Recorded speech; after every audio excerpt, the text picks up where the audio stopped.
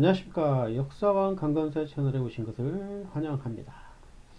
자, 저번 시간까지 통일신라 시대까지 다 끝냈죠. 자, 이번 시간에는 남북국 시대 중에서 북쪽에 있었던 발해에 대해서 강의를 하도록 하겠습니다. 자, 발해에 넘어가기 전에 일단 알아야 될 왕들에 대해서 설명을 드리겠습니다. 자, 발해 왕은 딱 이 정도 왕만 알면 됩니다. 대조영, 무왕, 문왕, 선왕이다. 자, 대조영이 누구라고 그랬죠? 그렇죠. 고구려 멸망한 다음에 그 유민 중에 한 명의 대조영이 이 동모산, 현재 중국 지린성인데요. 여기에 지배층은 고구려인, 피지배층은 말갈족으로 해서 발해라는 나라를 건국하게 됩니다. 고구려에는 몇 명 안 되고 대다수의 인구는 말갈족이었죠. 이 발해를 건국하고 그 다음에 무왕, 문왕, 선왕. 선왕 때 회동성국이라고 그래서 중국에서 바다 동쪽에 있는 부강한 나라라는 뜻으로 회동성국으로 불렸다. 이 발해 왕은 무왕, 문왕, 선왕으로 보시면 됩니다. 이 무왕, 이것만 보시면 돼요. 무왕. 무기할 때 무자잖아요. 무령무자, 그럴 문자. 약간 무왕은 약간 공격적인, 그렇죠. 군사적인 왕으로 보시면 되고, 문왕은 약간 그 통치 체제를 정비하거나 약간 유화적인 정치를 폈다는 왕이다. 이런 식으로 구분을 하시면 돼요. 무왕, 선왕, 문왕, 그리고 선왕은 가장 강성한 국가였다. 이 정도만 발해만 아시면은 발해는 뭐 어렵지 않아요. 자, 대조영이 건국을 하고 이제 무왕을 한번 살펴볼게요. 무왕은 뭐 독자적인 연호의 인한을 사용했다. 독자적인 연호를 사용하면 뭐라고 그랬어요? 연호 나오면 광개토대왕 영락, 그게 많이 나온다고 그랬죠. 영락. 뭐 무왕 때도 인한을 사용했다면은 그 당시에 강성한 나라였다는 거예요. 중국과 대등하다. 황제의 나라다. 물론 왕으로 표시를 하지만 그만큼 강력한 나라였다. 자, 또 비교 분석을 해드릴게요. 자, 자주 출제되는 연호가 뭐라고 그랬어요? 광개토는 영락이 이게 제일 많이 출제된다고 그랬죠. 발해무왕, 인왕, 발해문왕, 대응. 발해 때도 썼다. 이것만 아시면 되지. 뭐 무왕 때 인한이다. 문왕 때 대응이다. 그것까지는 아실 필요 없어요. 그리고 많이 나오는 게 고려 광종 때 광덕 준풍이다. 이것만 아시면 돼요. 영락하고 고려 광종 때 광덕 준풍이다. 연호다. 뭐 조선 고종 때 가면 건양, 뭐 광무 이런 게 나오는데 이건 다 그냥 섞여서 나오는 거지. 문제로 나올 수 있는 거는 영락하고 광덕 준풍이다. 고려 초 때까지도 중국과 대등한 나라라고 생각했기 때문에 황제만 사용할 수 있는 연호를 사용했다. 그렇죠. 이렇게만 아시면 됩니다. 또 나오면 계속 설명을 드립니다. 자, 무왕 때 인한을 사용했다. 돌궐하고 일본과하고 교류하고 당과 신라는 적대적 관계였다. 왜 적대적 관계였겠어요? 이 발해가 고구려 유민들이 세운 나라잖아요. 그렇기 때문에 고구려를 멸망시킨 당과 신라한테는 적대적으로 관계를 맺었겠죠. 그렇죠. 하지만 이 신라하고 적대 관계했던 일본과는 교류를 했겠죠. 이 무왕 아까 뭐라고 그랬어요? 그 무령무자를 쓴 무왕이기 때문에 약간 공격적이고 그 무력적인 왕이다. 그렇게 배치를 시키라고 그랬죠. 그래서 무왕에서 가장 많이 나오는 문제가 이 무왕은 장문유 수군으로 하여금 당의 산동 지방 등주를 공격하였다. 이게 가장 많이 나옵니다. 무왕, 무력을 사용했다. 이렇게 매치를 시키시면 돼요. 무력을 사용했다. 무자, 무왕, 이렇게 매치를 시키시면 된다. 이 당나라가 이제 발해를 좀 무너뜨리기 위해서 이 말갈족도 여러 부족들이 있었을 거 아니에요. 이 흑수말갈족을 이 당이 흑수주로 만듭니다. 그래서 자기 이제 세력권에 편입을 하죠. 편입을 하니까 이 무왕 입장에서는 아 이게 당나라가 침공할 것 같다. 그래서 대문해가 이 무왕의 동생이었어요. 대문해가 근데 흑수주를 공격하라고 했지만 이 대문해가 투항을 해버립니다. 당나라에. 투항을 해버리는 가지고는 나중에 이제 그 당의 상등지방 동주 공격할 때도 이 대문회가 참전을 하게 된다. 이거는 뭐 그렇게 중요한 건 아니고 이 정도는 아시면 되고, 이 장문유 수군으로 하여금 당의 산동지방 등주를 공격하였다 하면은 발해 무황이다. 이것만 매치시키면 돼요. 자, 이게 산둥 지역이 많이 나오는데, 이게 한반도 이렇게 지도가 있다 하면은 중국이 이렇게 있고 이런 식으로 있잖아요. 이쪽이 우리 서해 쪽이잖아. 서해 쪽. 여기 이 부분이 산동 지역이에요. 산동. 이게 좀 중국에 좀 튀어나오는데 서해하고 굉장히 가까운 데죠. 여기 산동 지방 등주를 공격했다. 발해가 그 당시에 이 정도까지 있었어요. 중국 땅 일부까지. 현재 중국 땅 일부까지. 장모뉴 당의 산동 지방 등주 공격은 발해 무황이다. 이것만 매치시키시면 무황은 이거밖에 안 나옵니다. 자, 그 다음에 문왕으로 넘어가. 문왕이 들어가면 그럴 문자를 썼죠. 약간 유화적인 왕이다. 이렇게 매치를 시키시면 돼요. 정책도 좀 유화적인 정책을 많이 취했다. 뭐 무력적인 활동을 하진 않죠. 뭐 독자적인 대응을 사용했다. 이제 무왕 때 적대적 관계는 이제 당 신라하고도 교류를 합니다. 당나라 신라도 이제 유화적인 정책을 피죠. 그러니까 중앙 정치 조직도 삼성 육부제도 그 정비를 하죠. 당 신라와 교류를 하고 또 일본에 보낸 애교무대에 고구려 부여 개성한 걸 피력을 했다.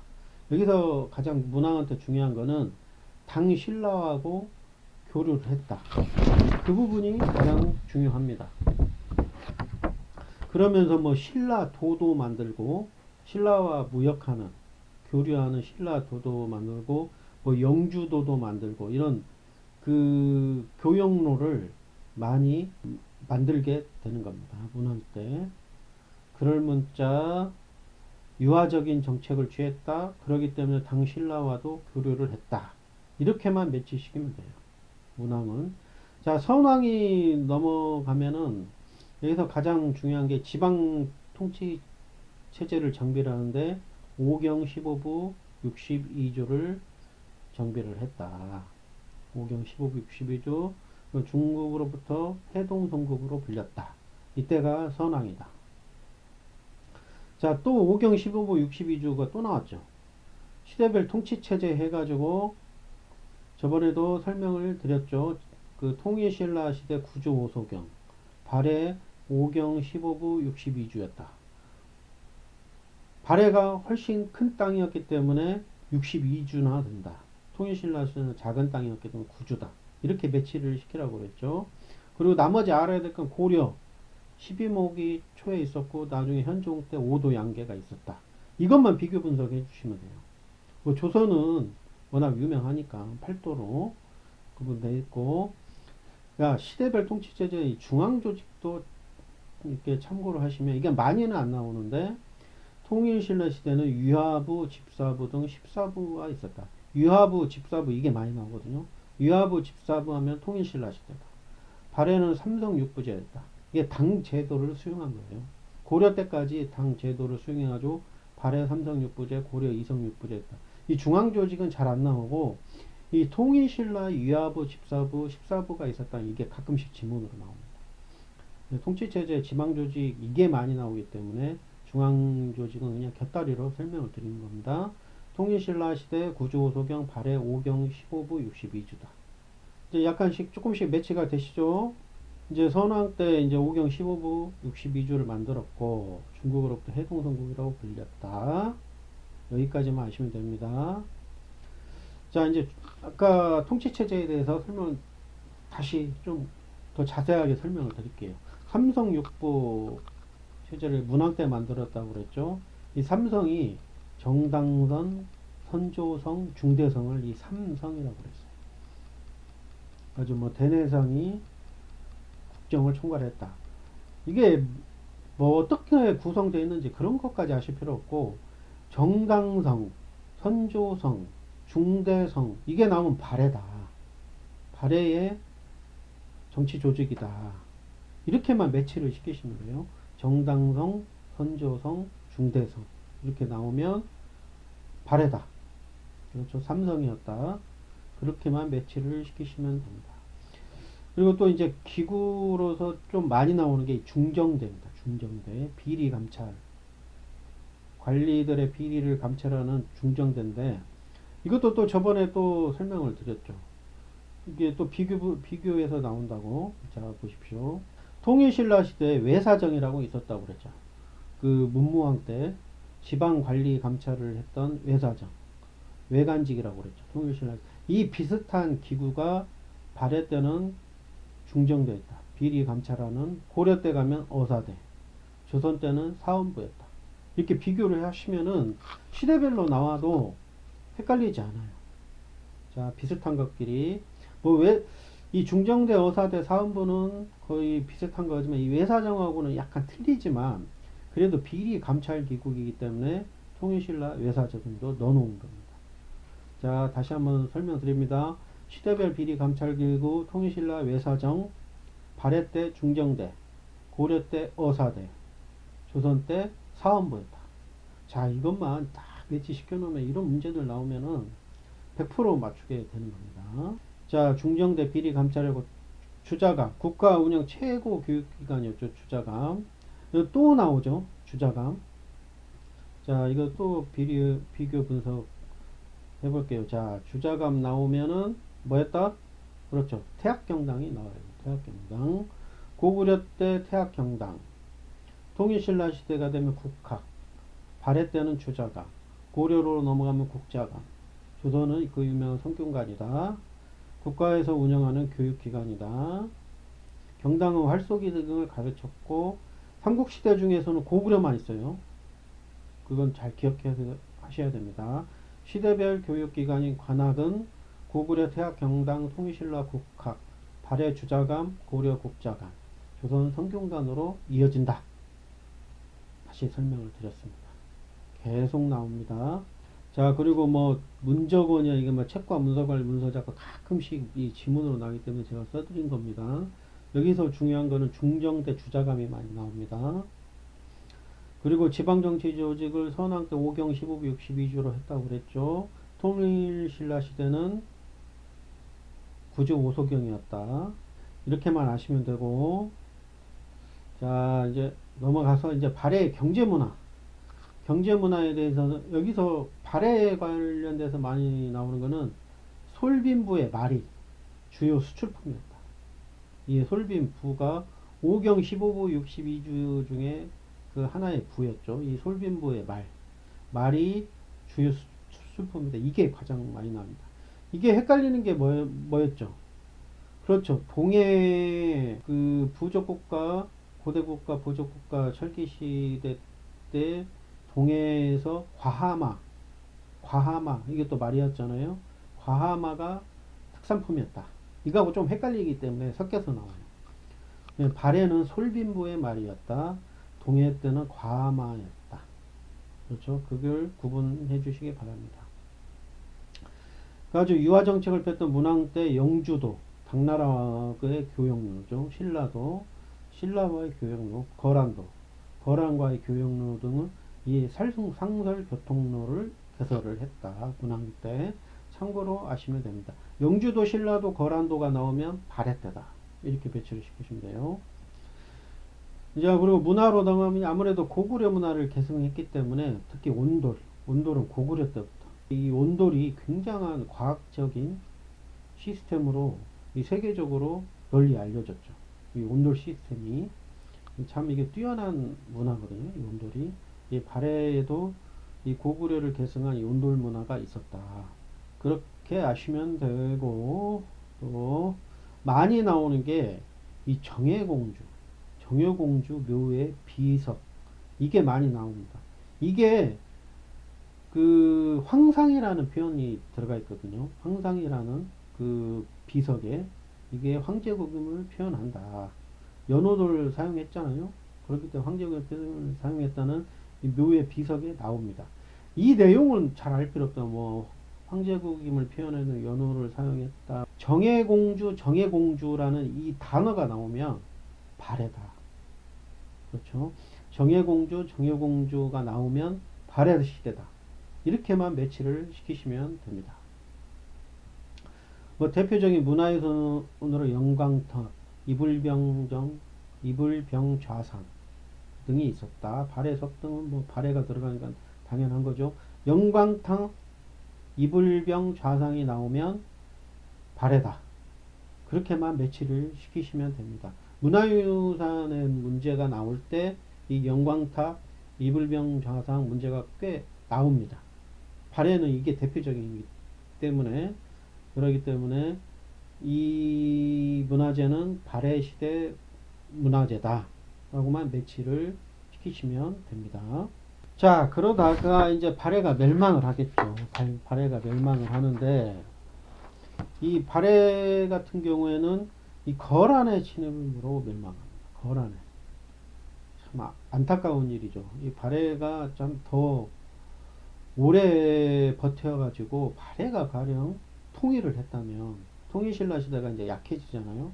발해가 통일신라 시대보다 먼저 멸망을 하는데 더 버티다가 통일신라 시대 멸망하고 이 한반도를 통일했다면 우리나라의 역사는 더 달라졌을 수 있었겠죠. 그렇죠.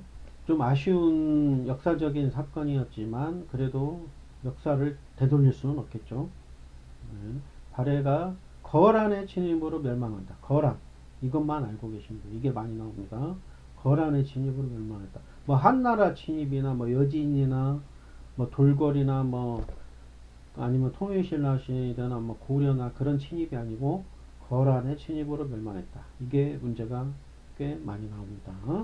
자, 발해는 여기까지 하시고 자, 다음으로 후삼국 시대로 넘어가죠. 후삼국 시대가 이게 어떤 시대별을 구분해서는 후삼국이 들어가지 않지만 이제 통일신라 시대 말이 되면은 막 그 혼란한 그 시대였잖아요. 그 와중에서 이제 호족 세력들이 많이 크죠.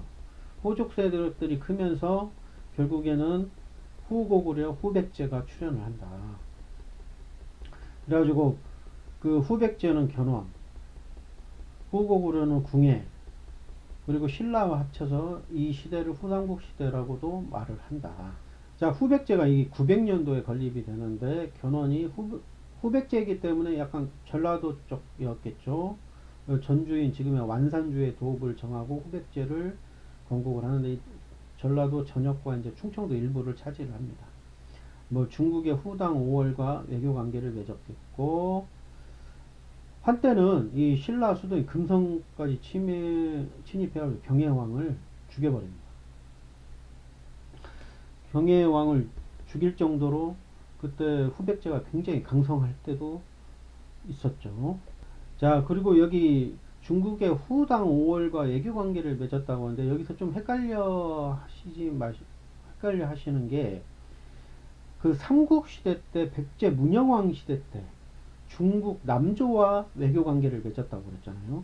그 문영왕릉은 뭐 남조의 영향을 받은 벽돌무덤 양식이라고 그때 문영왕 할 때 말씀드렸죠. 그거하고 좀 헷갈리시지 마시라고. 후백제 견훤 때는 후당이 뭐예요? 당나라가 이제 힘이 약해지고 막 여러 나라로 쪼개져요. 그때 후당이라는 나라가 있고 5월도 있죠. 5월. 여기가 좀 그 산동 지역이라 그 우리 한반도 가까웠죠. 가까웠기 때문에 후당 5월과 외교 관계를 맺었다. 삼국시대 문영왕 때는 남조와 교류를 했다. 이걸 헷갈려 하시면 안 됩니다. 자, 그리고 넘어가시겠습니다. 그리고 이제 후고구려는 궁예가 지금의 개성 지역이죠. 통학의 도읍을 정하고 후구를 건국합니다. 건국했다가 다시 국호를 마진으로 하고 연호를 무태로 정하고 철원으로 전도를 합니다. 철원으로. 그러면서 이제 또 국호를 태봉으로 또 바꾸죠. 그러니까 여기서 중요한 거는 궁예가 후구려를 세웠다 하고 국호가 마진이었다. 나중에 태봉이었다. 그리고 철원으로 전도한 적이 있다. 요것만 매치를 시키시면 이 키워드입니다. 키워드. 태봉이 나온다, 마진이 나온다, 철원이 나온다 하면은 후고구려와 관계 있다. 이 철원이라는 이 지역이 역사적으로 이때밖에 안 나와요. 이때밖에 역사적으로 중요한 지역으로 나오는 게 이 궁예가 철원으로 후고구려를 천도했다. 철원이 나오면은 후고구려와 관계되어 있다. 궁예와 관련되어 있다. 또 국호 태봉도 궁예와 관련되어 있다. 이것만 이 키워드만 매치를 시키시면 돼요. 그래가지고 뭐 이제 그 태봉으로 국호도 바꾸고 광평성을 설치합니다. 이것도 가끔씩 나오죠. 최고 중앙 간부. 이 광평성이 최고 중앙 간부인지 아닌지 뭐 무슨 기구인지 문제가 나오는 게 아니고 이 후고구려 궁예하고 관련됐다는 것만 아시면 돼요. 이 용어를 지금 익숙치 않겠지만 후고구려 궁예와 관련된 게 광평성이라는 최고 중앙 간부다. 이렇게만 아시면 됩니다. 하지만 이 궁예가 그 옛구눈이었잖아요. 그 궁예 드라마도 예전에 유명을 했는데 옛구눈이었는데 이 궁예가 원래는 시가 귀족 출신이었어요. 귀족 출신이었다가 넘어와가지고 자기가 세웠는데 나중에는 좀 이 미륵신앙에 빠져가지고 자기가 막 미륵불 신이라고 칭하면서 막 주변 인물들도 많이 속칭을 하게 되죠. 그러면서 이제 민심을 잃게 되는데 그 수하의 장군이었던 이 왕건에게 쫓겨나고 결국은 왕건이 고려를 918년도에 고려라는 나라를 건국을 하죠. 물론 이때 918년도에는 뭐 삼국 후삼국을 다 멸망시키진 않고 일단 고려라고 만듭니다. 고려라는 나라로 바꾸죠. 이제 왕건이 고려를 만든다. 후삼국을 통일하는 게 되죠. 왕건이 이 후삼국 통일 과정을 제가 여기에 적어 드렸는데 이게 시험에 굉장히 많이 나오는 겁니다. 이거를 한 장으로 제가 이렇게 그 정리를 했는데 이것만 알게 되면은 이 후삼국 시대의 문제는 대부분 맞출 수가 있어요. 후삼국 시대는. 자, 보세요. 다시 설명을 드리겠습니다. 견훤이 후백제를 건국을 하죠. 900년도에. 1년 후에 궁예가 후고구려를 건국을 합니다. 그래가지고 궁예가 뭐 철원으로 천도를 하고 태봉으로 태봉으로 국호를 막 바꾸기도 하죠. 그러다가 왕건한테 쫓겨나죠. 쫓겨나가지고 918년도에 왕건이 고려라는 나라를 세웁니다. 그리고 926년도에 발해가 거란한테 멸망을 하죠. 발해가 거란한테 멸망한 사이에 이제 927년도에 공산 전투가 일어납니다. 이 공산이 지금의 그 대구 지역이에요. 대구. 지금 대구에 팔공산이라는 산이 유명하죠. 대구는 거기 지명하고 비슷한데 이 그 지역 팔공산 지역 그쪽 지역에서 후백제군한테 패해버립니다.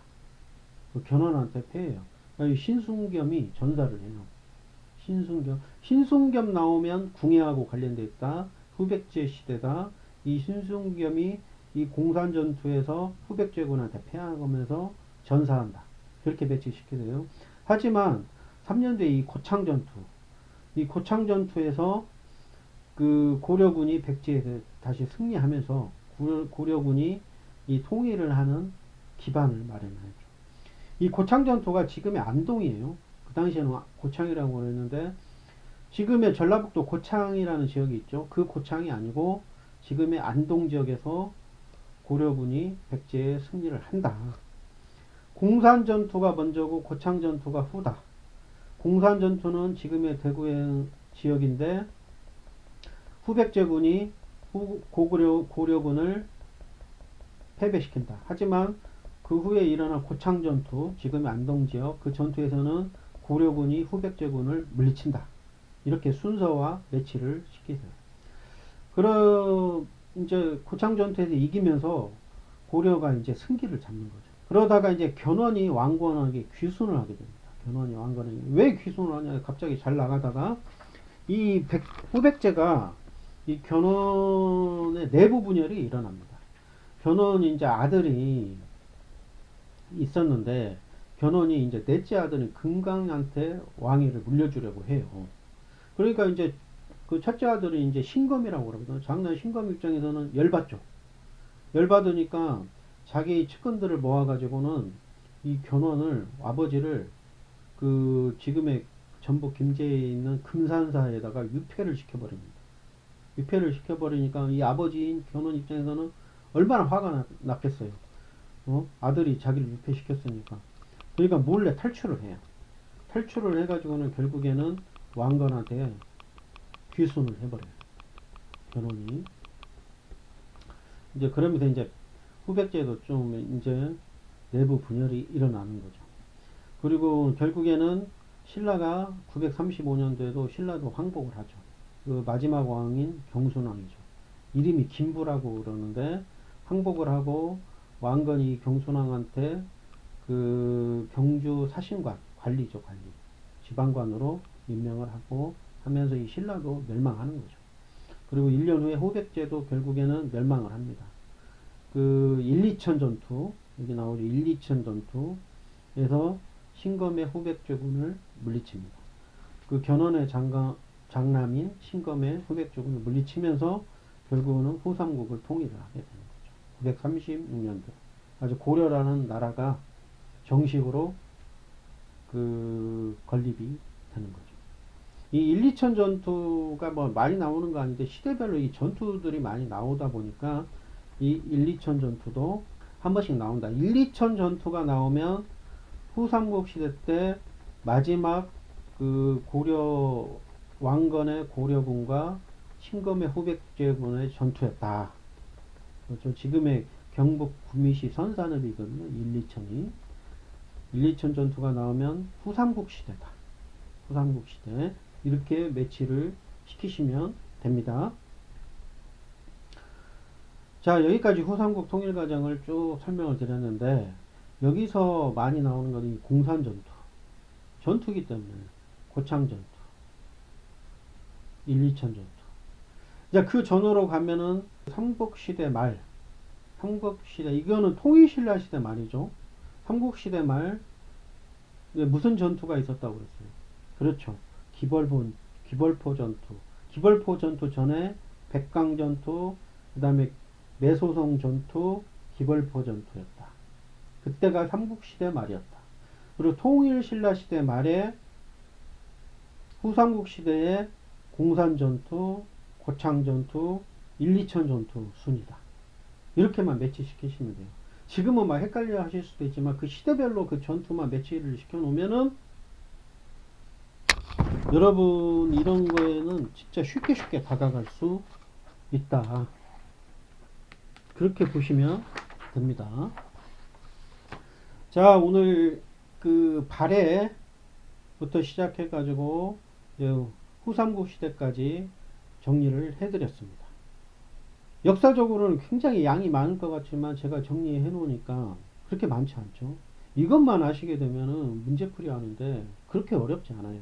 이제 문제풀이로 들어가면은 거기에 맞게 이제 또 강의를 해 드리겠지만 이 정도만 아시면 어느 정도 접근이 가능한 거예요. 그 문제에 접근 가능하고 맞추기도 어렵지 않다는 것을 여러분 저만 믿고 따라오시기 바랍니다. 자, 오늘 발해부터 후삼국까지 그리고 고려 건국 과정까지 건국하는 데까지 그 과정을 설명을 드렸습니다. 어렵지 않으니까 그 반복해서 들으시기 바라시고 그 구독과 좋아요는 저에게 큰 힘이 됩니다. 오늘도 좋은 하루 되시고 고맙습니다. 화이팅!